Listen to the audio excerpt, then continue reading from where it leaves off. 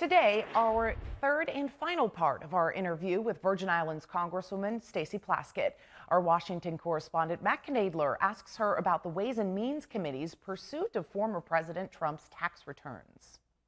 Lastly, I wanted to focus on some of the work on Ways and Means here because I think this is really interesting. It seems like President Trump out of office now, and we're starting to get a little more information or a little leeway on tax records, whether it might be his or the company's. Just talk about what access you might have to that now on that committee and what you're looking for. Well, I know that our chairman, Richie Neal, had a request in for President Trump's tax information. Ways and Means Committee has jurisdiction over the IRS, over taxes. We are the revenue generating component of the federal government. And so remember that President Trump has been for several generations, for a long period of time, the only president who has not shared publicly his taxes. There was great concern about decisions that were being made as to whether or not he had a pecuniary, a financial interest.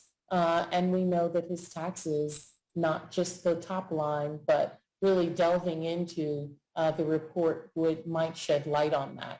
And so the chairman and the team will be looking at that.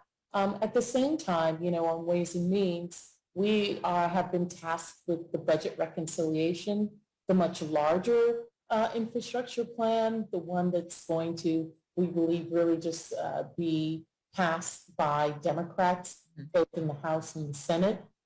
So for the last month, we have been working on what were the components that we believed were going to be most impactful to the American people. How do we support affordable childcare?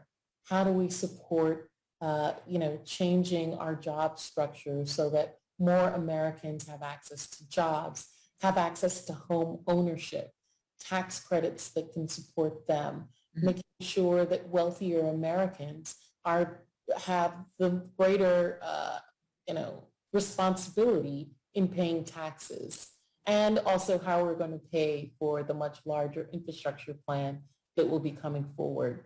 So that's what, as a committee, we've been working on. People talk about August recess and say Congress is on vacation. We're not on vacation. For the most part, we're back home, working in our districts, visiting people. I had the opportunity to go to the Boys and Girls Club the other day. We're reaching out to our nonprofits, spending time with them, talking with local government, while at the same time, due to technology, members are still able to meet with one another and have discussions and doing the committee work as well.